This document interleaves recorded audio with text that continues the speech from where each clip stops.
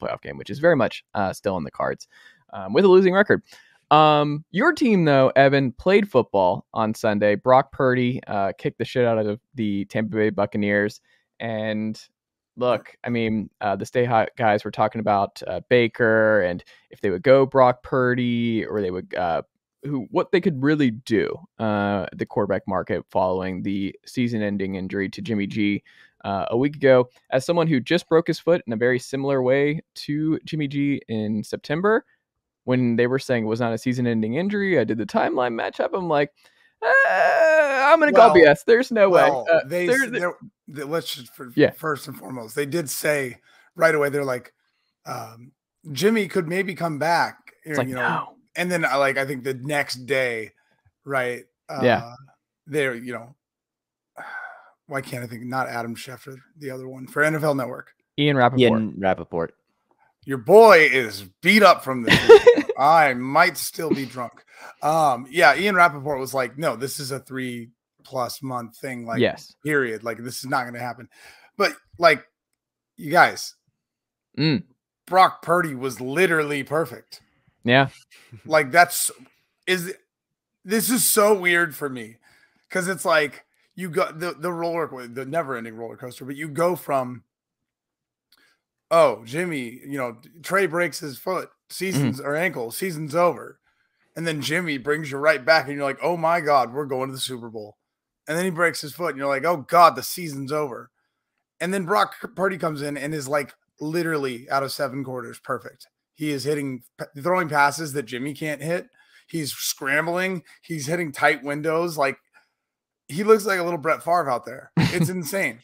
This is why 49ers Twitter drives me crazy, because this is true. And I still see like Shanahan slander from like half of the 49ers fans. And it's like, bro, you're on your 3rd quarterback and they all look fine.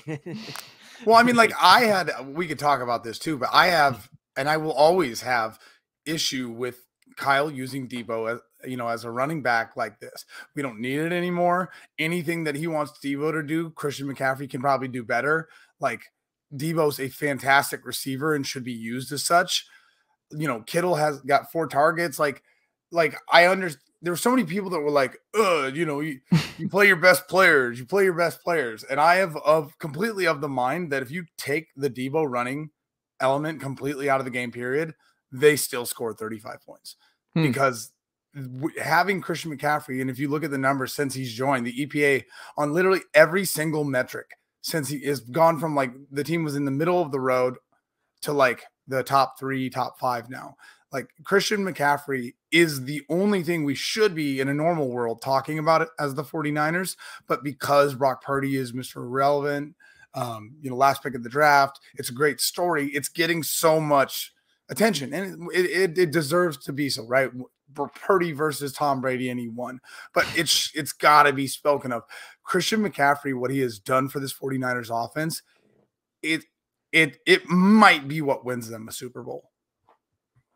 I'm not there. Yes. And I mean, Theo, I don't know if you're the same way, but I mean, Evan, this is the one thing I don't want to burst your bubble. Just no rookie quarterback's ever gone to the Super Bowl. It's never happened. And I think Purdy's more of a firecracker than Jimmy G, where it's like, I feel like the crazy 5-pick game is coming, or 5 turnover game where he fumbles and does some crazy stuff. He's a gunslinger. Did you see what I said yesterday? What? I literally said, I was like, we're getting too close to the end of the season. I really hope he has some kind of like, he needs to get it out of his system now. He's got to have some kind of adversity before we get into the playoffs. I'm glad that he's playing the Seahawks because it is inevitable that there will be adversity against the Seahawks because that's just the way it has, that's what it is as a 49ers player.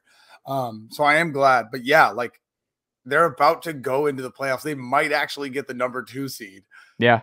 And like,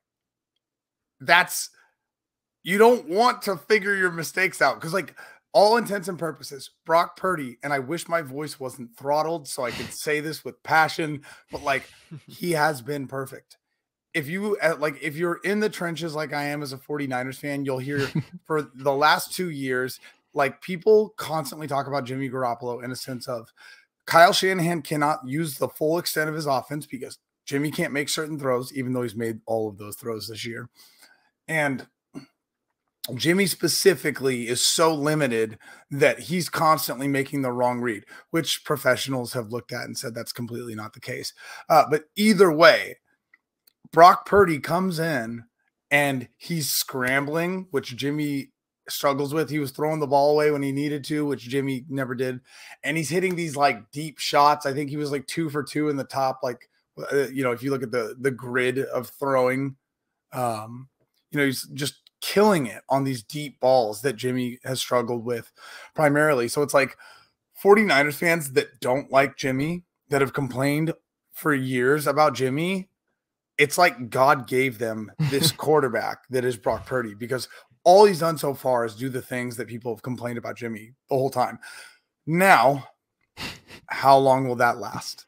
And I hope it lasts, and I hope we don't see it. But like, I've been saying that all day too. I've literally been like, man, like people are getting so ahead of themselves with these storylines. Have you guys seen some of them today? They're insane.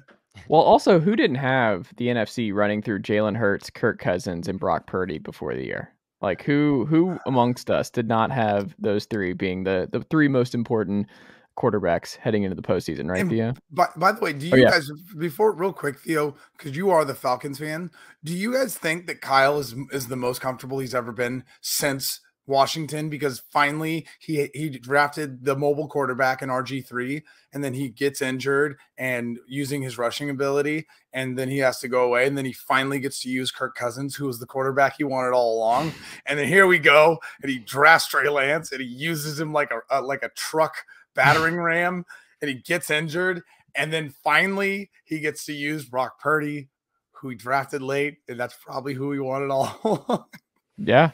Well, it's also like, final thing on the Niners, then you can go, Theo, is just there were some folks who were like, oh, when Jerry Rice speaks and says that Deebo should not run up the middle anymore, that's all you need to know. It's like, no, we don't need to follow the idea that like if a legendary ex-player says a team should do something, we take that as gospel. Like, I get in that particular instance, but I always think that's weird when someone jumps at like, oh, look at ex-player from 2011 or this superstar from years ago. If Eli thinks that blank, or Michael Strahan thinks that this is this, and you're like, all right. I did say that. So just real quick, it's Jerry Rice. It's not ex-player. Right. It's Jerry Rice. But like, and by the way, and I say this as a guy that has willingly admitted that Jerry has been going to the 49ers games like all season and just getting hammered every game. So I get that. But like, this is the issue that I have with the Deebo argument. Every fan that's arguing against me is using hypotheticals and all these things that are intangibles that didn't happen. That well, maybe this or well. I'm arguing something that physically happened. I said you got to stop using Deebo like that. He's gonna get hurt. We've got all these other tools. Jordan Mason is an undrafted, free agent that's rushing 5.5 yards per carry, and we have barely even used him, right? Like, Deebo's this incredible receiver. He was going leg for leg in receiving yards with Cooper Kupp while they were about to break the record before he was forced to be used as a running back. All of these things, and it happened. Deebo got injured. And so everyone is like, well, you got to use your best players. It's an absurd thing to say. You can say it's absurd, but I said he was going to get injured and he got injured. So like, as much as you can disagree with me, it's just like, I was right.